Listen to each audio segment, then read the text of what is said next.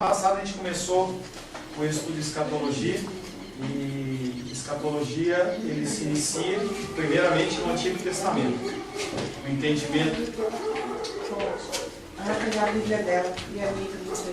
entendimento de escatologia, ele não parte do fim das coisas, mas parte do início das coisas. E nós falamos que o termo escatologia ele significa doutrina das últimas coisas.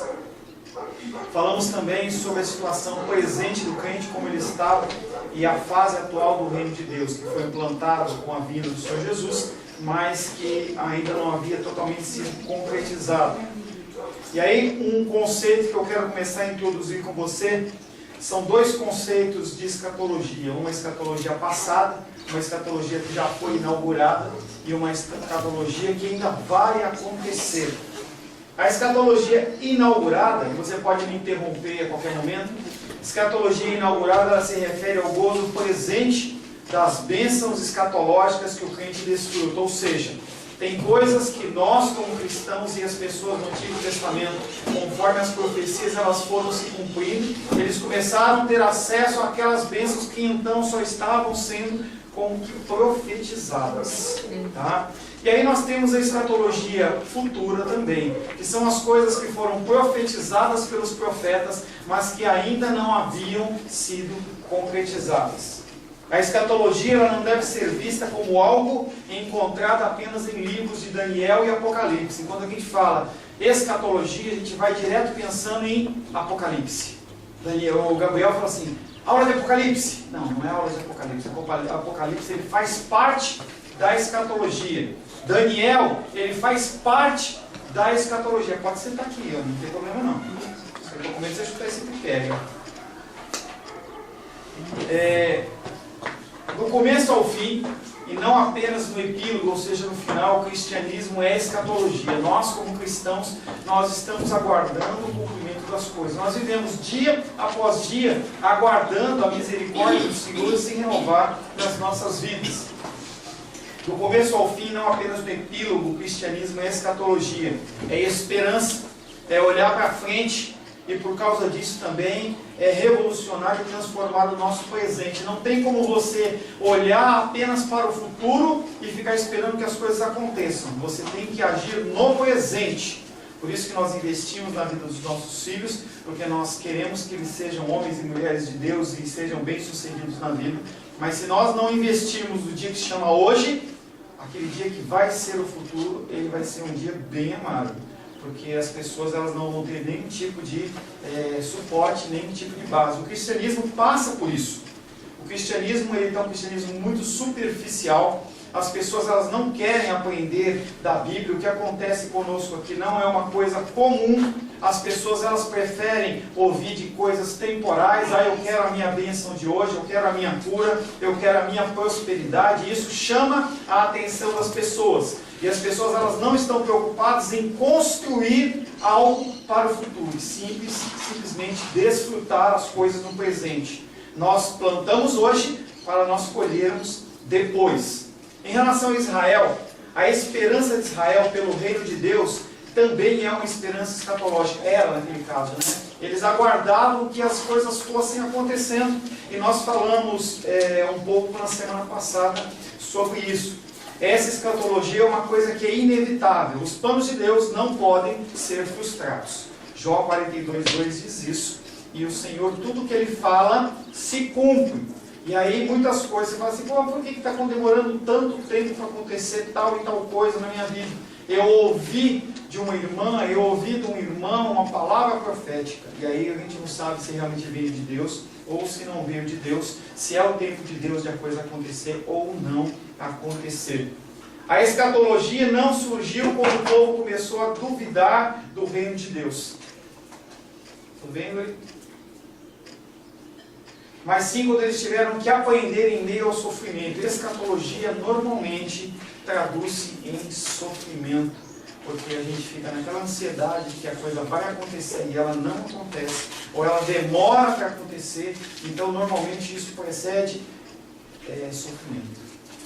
Na história do cristianismo, se você for olhar as grandes vitórias do povo de Deus, elas sempre vieram precedidas de juízo. Então você vê um tempo de grande avivamento, e aí na sequência você vê juízo. Você vê, por exemplo, no povo de Israel lá no Egito, eles tiveram aquele grande livramento, e aí depois eles passaram um tempo no deserto, 40 anos no deserto, sofrendo. Eles passaram porque eles não se submetiam à vontade do Senhor. E ali eles foram testados, treinados e provados. Deus conhecia o coração daqueles homens? Quem que não conhecia o coração deles? Eles mesmos. Eles não conheciam, porque eles entendiam que eles eram povo de Deus. E a gente tem isso, né? A gente é cristão, eu sou salvo, e aí você acha que está tudo certo. E aí Deus ele vem com uma pequena prova e fala assim, vamos ver se realmente esse problema de água vai mostrar o cristianismo da pessoa ou não. E aí a pessoa ela é provada no momento de luta e dificuldade. Deus vai mostrar para mim e para você onde está o nosso coração.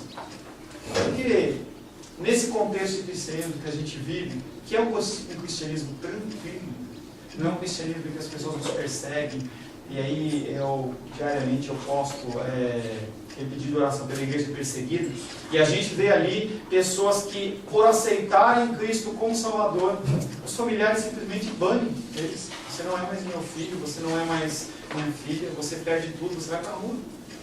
É uma situação bem dura. A gente tem um parente nosso que era de uma religião em que ele saiu daquela religião e o povo falou assim, não, a partir de agora você não faz parte mais, você não é mais irmão, as pessoas querem distância. Eu vi com a Rosângela um seriado essa semana em que uma moça saiu de uma religião cristã bem ortodoxa, bem tradicional, e aí a pessoa, depois do batismo, se ela saísse da igreja, ela não poderia voltar mais, e ela era considerada como não existente. Ela estava num lugar e as pessoas não olhavam para ela. A situação é essa. Nós não vivemos isso. Nós vivemos um cristianismo bem light, bem algodão doce, bem tranquilo, entendeu? E as provas elas vêm para testar onde está o nosso coração. O nosso Deus é um Deus santo e Ele permanece inabalável, independente da fidelidade nossa. Ele continua fiel. Escatologia é uma certeza religiosa que emana diretamente da fé israelita em Deus, que nós estamos falando do Antigo Testamento ainda, conforme enraizado na história da sua salvação. Gênesis 3,15. Vamos ver aonde começou a escatologia. Gênesis capítulo 3, verso 15.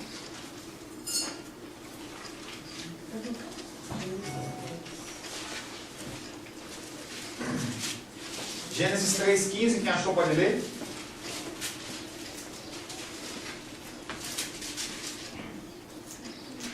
Porém, inimizade entre ti e a mulher, entre a tua descendência e o seu descendente. Este te ferirá a cabeça e tu lhe ferirás o calcanhar. Passagem bem conhecida após a queda, após o pecado original em que Adão e Eva desobedecem ao Senhor. O Senhor ele confronta Adão. Adão fala, não, a culpa não é minha não, a culpa é da mulher que tu me deste. Aí chega para Eva e ela fala assim, não, a culpa não é minha, a culpa é da cobra, que me enganou. Aí a cobra olha para trás e não vê ninguém. Então ela teve que assumir a culpa. Não teve jeito. E aí Deus olha para aquela situação e fala assim, porém inimizade entre ti e a mulher, entre a tua descendência e o seu descendente. Este ferirá a cabeça e tu lhe ferirás o calcanhar. Ele não está falando de pessoas, está falando entre o ser humano e Satanás. Ali foi o início da escatologia. O início do fim de tudo. O plano original do Senhor, entendeu? Continua. E aí algumas pessoas acham que Deus não sabia daquilo, entendeu? Ele era onisciente, ele sabia o que ia acontecer e também estava provando o coração de Adão e o coração de Eva. E ali se inicia a escatologia, ali se inicia o fim dos tempos com a profecia da boca do próprio Deus. Que haverá uma pessoa que iria se levantar, filho de mulher, no caso o filho do homem, que é Jesus Cristo, e iria ser picado no calcanhar. E aí tem um tipo de uma ilustração que a gente só consegue ver isso na língua original em hebraico. Isso de picar o calcanhar e aí você esmagar a cabeça é a seguinte situação: Satanás ele iria sim ferir Jesus Cristo através da paixão, através da crucificação, mas o ato de pisar a cabeça da serpente é uma coisa, um ato de crueldade. Se você tiver que matar uma cobra, o coração da cobra não está na cabeça. Se você pisar na cabeça da cobra, uma cobra física, se você pisar na cabeça da cobra, esmagar a cabeça dela, ela pode passar de 3 a 7 dias ainda viva, gemendo de dor, em agonia até que ela morra.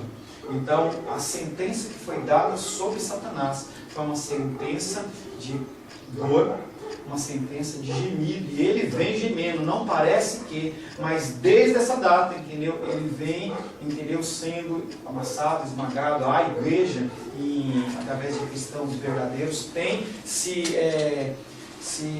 colocado contra o domínio de Satanás. E Satanás, ele tem perdido batalhas acima de batalhas, apesar que a gente não consegue enxergar isso, mas o cumprimento da palavra de Deus, ela é verdadeira, e no fim dos tempos, ele vai ficar gemindo, ele vai ficar todo o tempo lá, entendeu, gemendo, no lago de fogo e enxofre. Essa profecia de Deus de Gênesis 3,15, ela vai se cumprir lá no último livro, em Apocalipse. Pode falar, irmão Cláudio. Pastor, depois que eu passei esse treino, foi Passou que eu... Passou a ser crente de só Jesus colocar a mão na Cristo. boca e não vi. Foi que eu pude entender essa história da cobra. Eu me lembro que minha mãe, eu era adolescente, e ela estava lavando roupa no tanque. Já tardinha, e uma cobra debaixo do tanque, que já ia dar o bote. Ia dar o bote. Aí quando ela viu, ela gritou, e era católica, né? Em nome do Senhor, São Bento, está presa. E a cobra ficou quietinha e a gente matou. Aí depois que eu passei a ser crente, Cristo, foi que eu... Fez a ligação da história da palavra da Bíblia com o que aconteceu. Essa profecia que foi dada em Gênesis 3,15, ela se cumpre em Apocalipse. Apocalipse, abre aí, 12:9. Apocalipse 12:9. Está sem Bíblia, Luiz?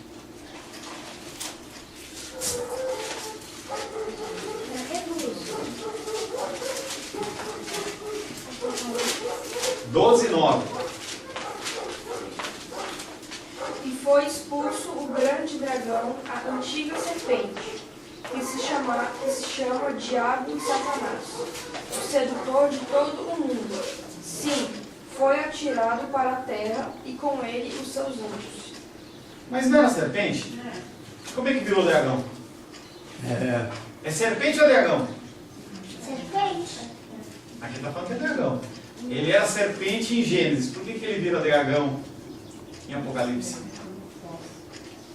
A serpente, ela recebeu a maldição, e aí o Senhor falou que ela iria rastejar sobre o seu ombro e comeria o que da terra? Pó da terra. E aí o pó da terra faz referência ao ser humano. O ser humano que não se entrega a Cristo, ele se entrega às obras do mal, e acaba sendo um alimento para a serpente. E aí essa serpente, você pode ter certeza que tem muita gente dentro do reino de Satanás. E essas pessoas que são alimento, não alimento físico, mas um alimento espiritual. Quando a pessoa nega Cristo, ela está no time de Satanás. Não tem meio termo, você não pode estar em cima do muro, você não pode pedir uma média de café com leite, você tem que ser ou leite ou café. Você não pode misturar os dois, não pode misturar luz e trevas. E aí o Senhor, ele fala que aquela cobra, a vida dela seria arrastar, entendeu? E comeria do pó da terra. E nós somos basicamente feitos como Cristo, quando Deus fez o ser humano, ele fez do quê? O que é o barro? É pó, terra com água. É a nossa constituição. Se você olhar a nossa constituição, nós somos 60%, 70% de água. O resto é pó. Se você colocar numa fornalha para você fazer como é que chama? Cremação. Cremação, depois o cara fica com uma urna do quê? É cinza, mas o que é aquilo? É pó, é terra. Então, essa ilustração de que o Satanás ele vem desde o início, depois de Adão, comendo espiritualmente o ser humano, porque que nem Caim foi o primeiro. Caim foi o primeiro que ele pecou e não se arrependeu. Ele mata o seu irmão e ali ele foi um dos primeiros. E aí você vai seguindo a sequência humana, você vai passando por pessoas e pessoas, linhagens e linhagens, entendeu? Que são simplesmente comida de Satanás. E aí quando chega em Apocalipse, ele é encontrado como ele foi expulso o grande dragão, a antiga serpente, que se chama Diabo e Satanás, o sedutor de todo mundo. E sim, foi atirado para a terra com ele e os seus anjos. Apocalipse 22, 20, verso 2. Eu só trocaria o café com leite por água e óleo. Não, água e óleo não. Não se mistura. Não. Café com leite é uma boa combinação. Apocalipse 20, verso 2. 20, verso 2. E ele prendeu o dragão e a antiga serpente, que é o diabo e Satanás, e murmurou-o por 1000 anos. Murmurou? Amarrou por 1000 anos. Prendeu. Não, é que a versão dele está marrom também, mas murmurou, murmurou, que vai que ele, o Satanás deve ter murmurado, então ficar 1000 anos preso deve ser uma coisa difícil. Então, novamente, ele faz referência ao dragão e à serpente, ele vai ser cumprido. A inimizade que foi instaurada entre o ser humano e a serpente, que vai ser o dragão, e a serpente e o ser humano, ela se iniciou naquele momento. Ou melhor, começou um pouco antes. Porque quem que era o ministro de louvor do céu?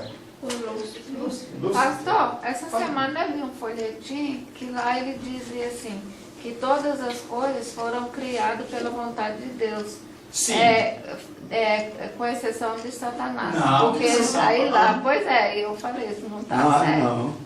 Porque mesmo Tudo que ele criou foi- um anjo de luz, mas ele já sabia que ele ia virar um... Entenda, a nossa mente, ela é uma mente limitada. Tá? A minha mente, a sua mente é uma mente limitada. Como ser humano, nós usamos nosso intelecto, a capacidade do nosso cérebro, 10%. Pessoas como Einstein, pessoas que são super, inteligentes, eles usam 12% da capacidade do cérebro. Tá?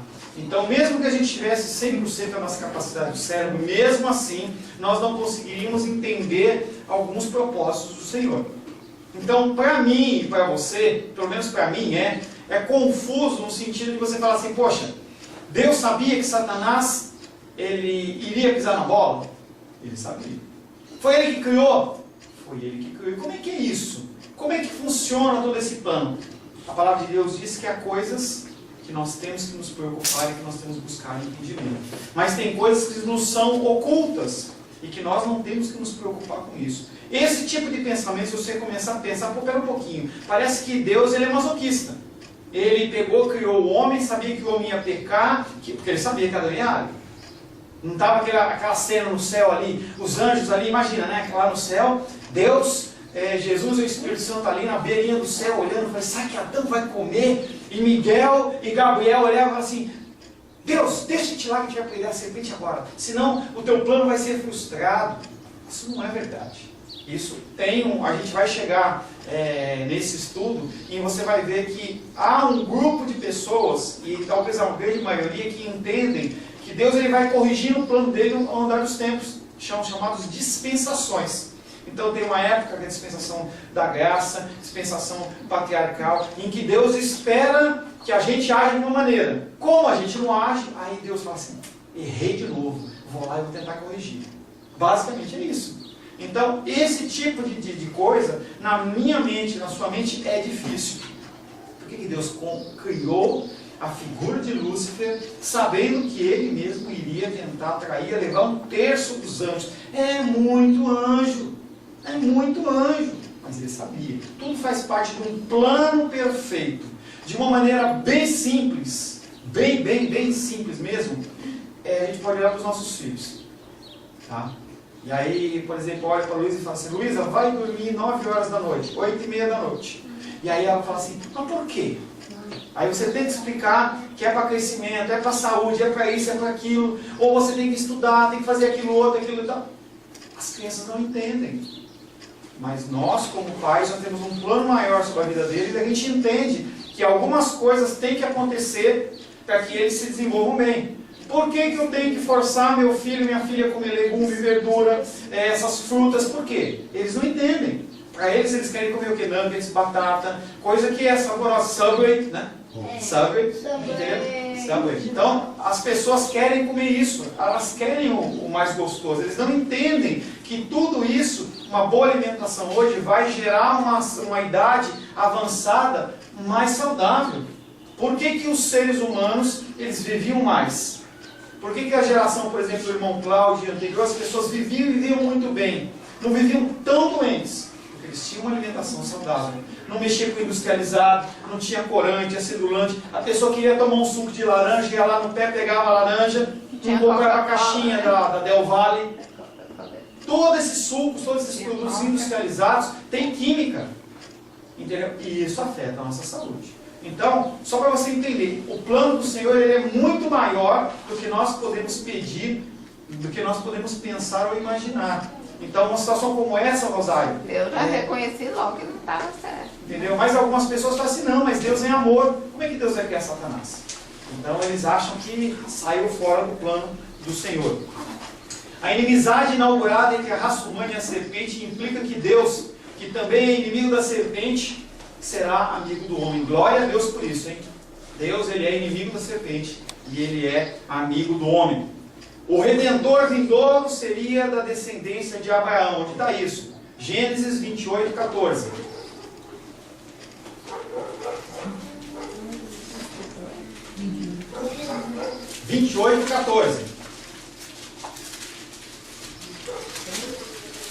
A tua descendência será como o pó da terra.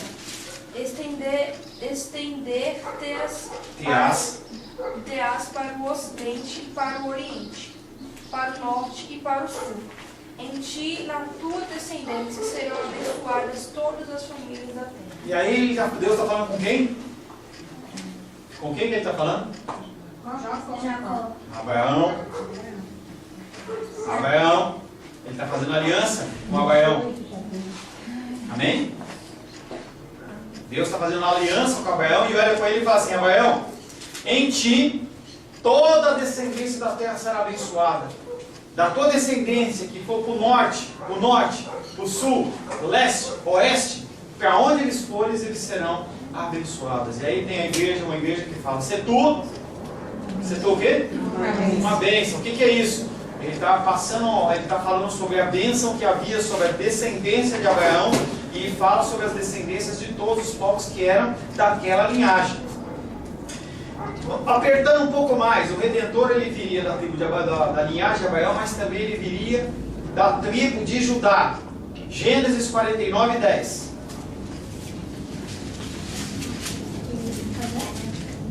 Só um minutinho, deixa eu baixar, você acha muito rápido. Eu achei também. Pode ler ele. 49, 10? É. Judá vai segurar o cetro do rei, de rei, e os seus descendentes sempre governarão. As nações lhe trarão presentes, os povos lhe obedecerão. Tá? Na minha versão, o cetro não se arredará de Judá, ou seja, o cetro ele era um símbolo da realeza. Estava mexendo ontem na televisão, né, que um dos problemas da tecnologia moderna é tanto o zap-zap do celular como o zap-zap do controle, né? Você pega o controle e você fica clique, entendeu? E eu estava lá no clique, estava passando aquele filme Troia. E aí teve um evento de guerra lá, e o rei perdeu a guerra, e aí ele chegou para o outro rei e falou assim, olha, eis aqui o cetro. Esse cetro representa o reino, esse reino que é daqui. Então eu passo para você porque eu perdi a guerra. Então o cetro, ele era um símbolo, como a coroa era um símbolo. E aqui ele está falando, o cetro não se arredará, o cetro não sairá de Judá. O que é Judá? A tribo de Judá. Nem o bastão de entre os seus pés, até que venha Siló. E a ele obedecerão os povos. Então o rei, ele é aquele que reina. Então primeiro Abraão, depois tribo de Judá. Agora dentro da tribo de Judá, qual que é a linhagem que vai vir? 2 Samuel 7, versos 12 e 13. 2 Samuel 7, 12 e 13.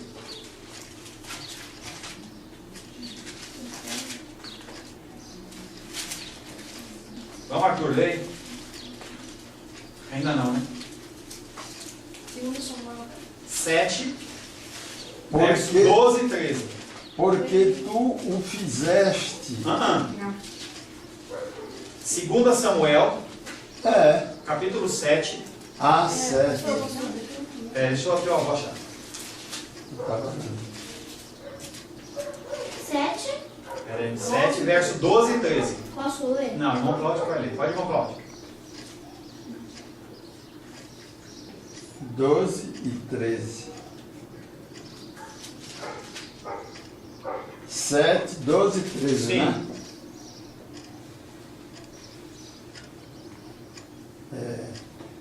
Quando os teus dias forem completos e vieres a dormir com os teus pais, então farei levantar depois de ti a tua semente, que procederá de ti, e estabelecerei o seu reino.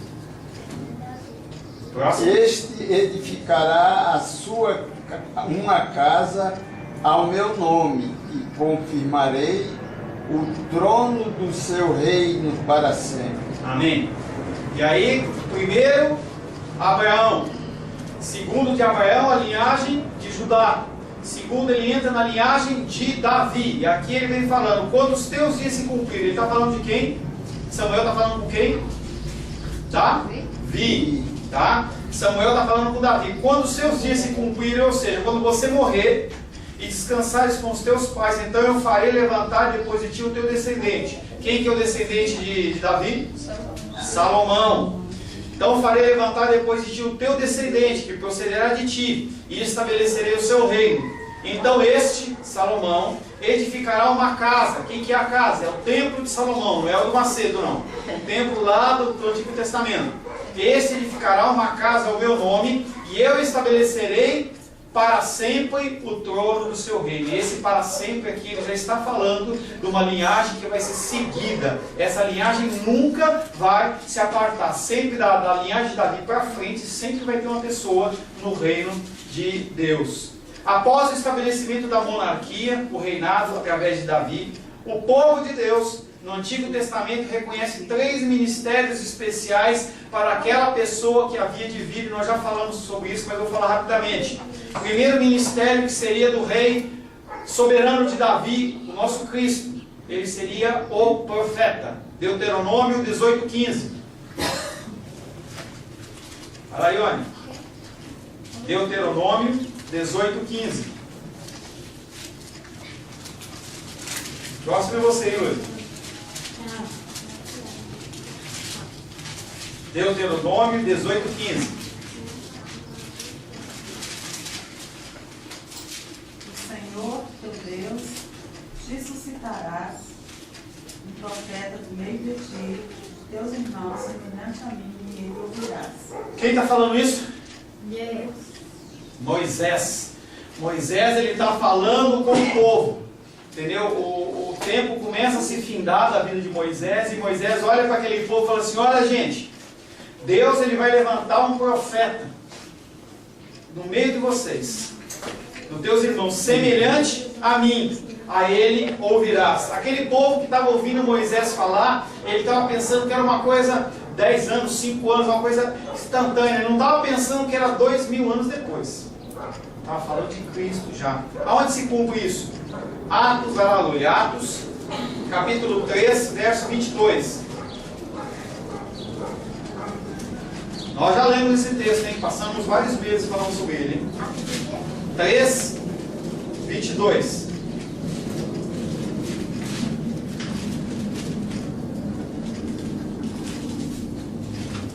A gente vai começar a ver bastante isso. A profecia no Antigo Testamento e o cumprimento no Novo. Atos o quê? Capítulo 3, verso 22.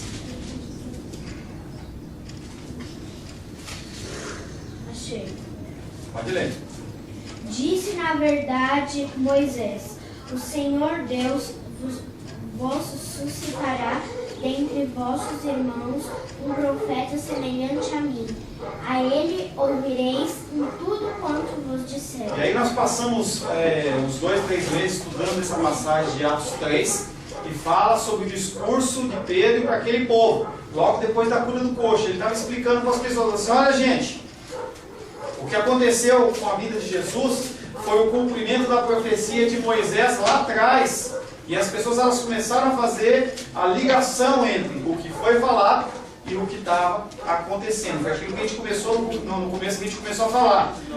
A escatologia que foi inaugurada, aquela que foi profetizada, é aquela que foi acontecendo. E aí ele aparece primeiramente como profeta, depois também como sacerdote. Gênesis 14, 18.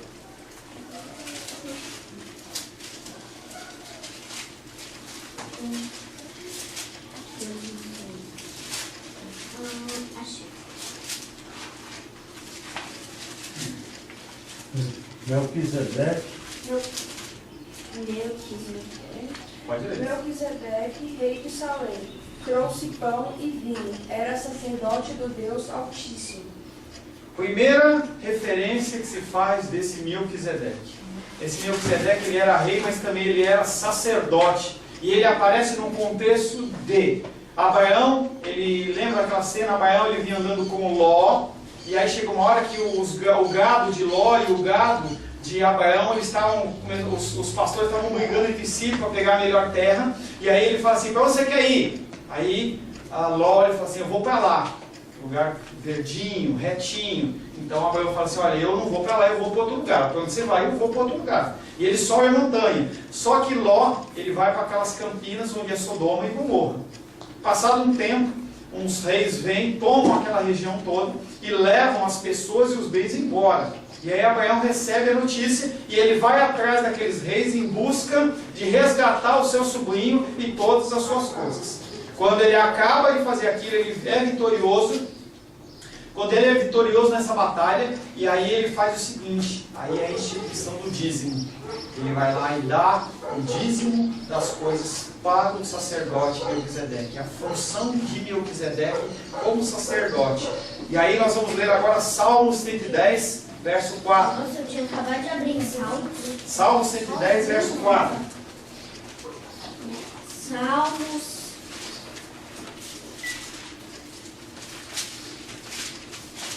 100 o quê? 110, verso 4.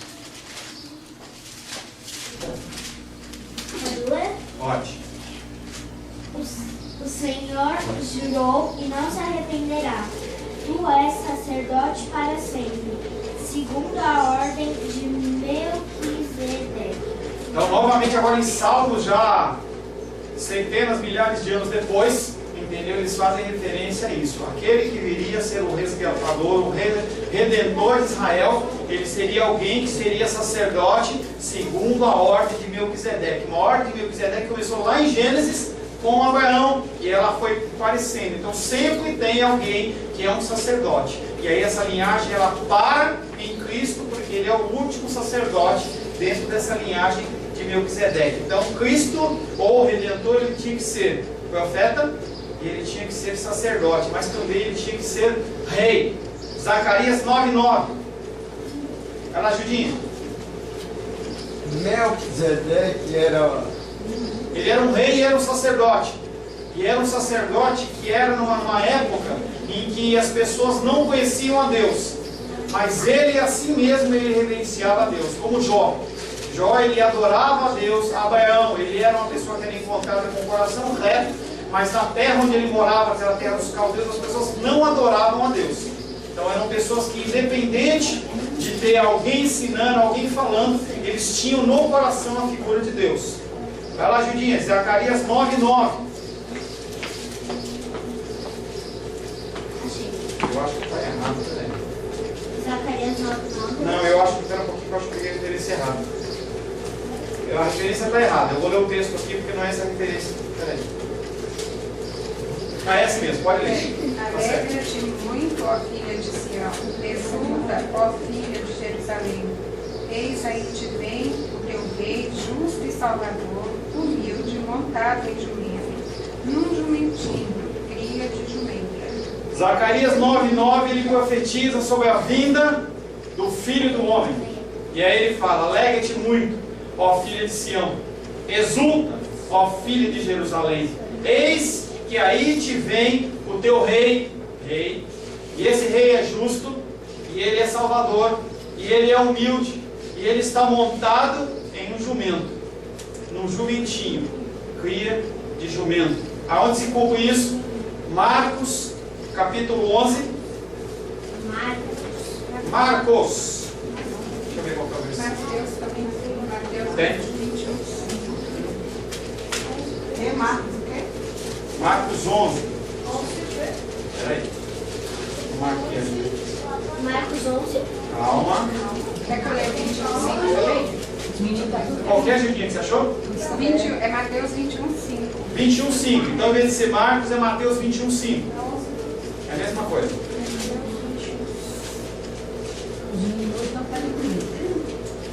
Pode ler, gente. Dizei à filha de Sião, eis aí te vem o teu rei, humilde, montado em jumento, num jumentinho, cria de animal de carga. Cumprimento. E aí a gente vai ver em Marcos também, que Marcos é diferente um pouquinho. Marcos 11. Ali em Mateus ele faz a referência à profecia. Aqui em Marcos ele vai mostrar toda a cena que aconteceu em cumprimento dessa profecia. Marcos 11. 11:1 em diante. Quando se aproximavam de Jerusalém, de Betfagé e Betânia, junto ao Monte das Oliveiras, enviou Jesus 2 dos seus discípulos e disse-lhes: ide à aldeia que está diante de vós, e logo ao entrar achareis preso um jumentinho, o qual ainda ninguém montou. Desprendei-o e trazei-o. Se alguém vos perguntar: por que fazeis isso? Respondei: o Senhor precisa dele e logo o mandará de volta aqui. E aí você vê o cumprimento, é lindo isso, vai?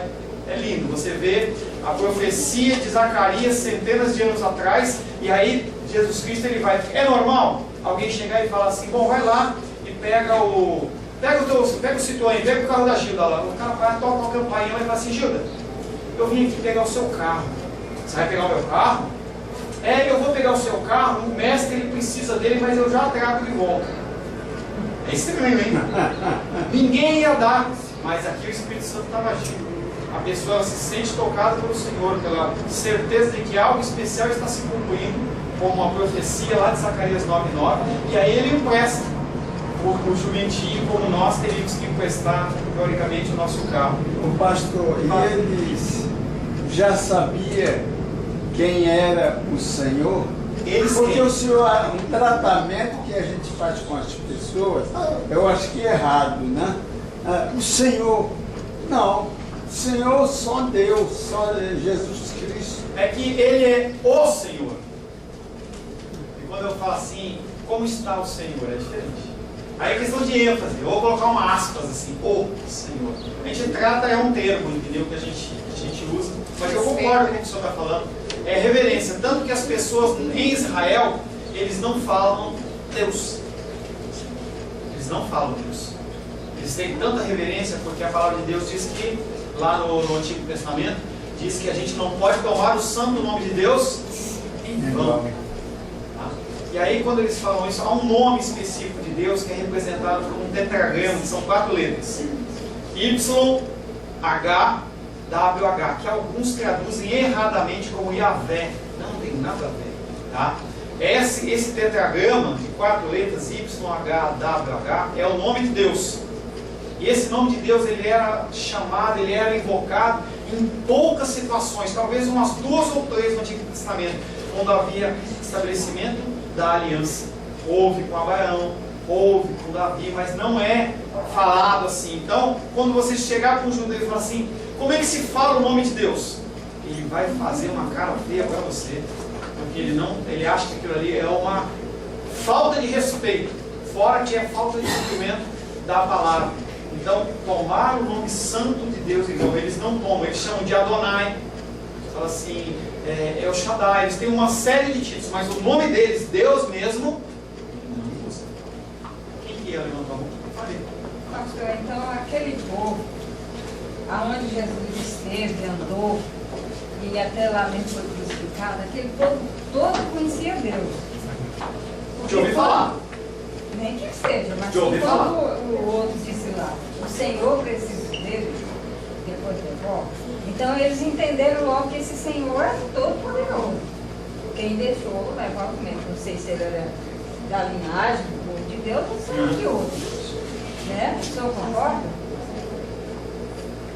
Pode ser. Pode ser, gente. Eu penso que pode ser essa situação. Eles tinham isso, mas tinha muita dúvida na maioria das vezes. Pelo seguinte, eles esperavam que quem viesse, quem iria vir como Salvador, iria vir para resgatar o povo de Israel. E eles pensavam no seguinte, que ia aparecer um rei poderoso, como eram os juízes, como era Sansão, como eram os juízes. Eles iriam vir para quebrar o Império Romano. Sim, então, mas tem essa, só um minutinho, eles têm lá essa dificuldade de analisar o rei deles como um servo sofredor, como é dito em Isaías. Então havia esse conhecimento, as pessoas sabiam, tanto que o rei lá de Jerusalém, como é que é o nome dele? Que quando vieram os reis magos? Herodes. Quando os reis magos estavam em outro lugar, havia profecia que o servo de Deus iria nascer naquele lugar, naquela época, naquela região, e eles estavam estudando como astrólogos, eles olhavam as estrelas para ver tempos e origens. Então eles estavam esperando. Quando ele chega para o rei e conta aquela história, conta a história para o rei fica apavorado, e ele vai lá e conversa com os conselheiros dele e fala assim, realmente vai vir um rei, e esse vai governar tudo. Mas ele pensava que ia ser um governo bélico, que ele ia tomar conta das coisas. Então havia o conhecimento, sim. A pessoa poderia ser uma pessoa, eu creio que é uma grande possibilidade a pessoa ser uma pessoa que seria seguidora de Cristo e estava entendendo, porque haviam pessoas que estavam naquela expectativa, porque a hora que ele aparece com João Batista confirma, a hora que ele confirma, nós vamos falar mais tarde sobre Simeão e Ana que estavam no templo, eles estavam só esperando. Quando eles vêm, aquilo testifica no coração. Então há uma grande possibilidade disso acontecer. Quando a pessoa chega e fala assim, me empresta o joelhinho porque o Senhor precisa dele, a pessoa fala assim, o jumentinho, se cumpriu. Sim, porque então, ou eles conheciam aquele mensageiro que foi lá buscar, ou então eles conheciam, mesmo que ele fosse um herege, ele conhecia o poder. Se conhecia mesmo. Né? Ou então o Espírito Santo está agindo naquele coração e ali o coração dele é amolecido para a palavra de Deus. Amém?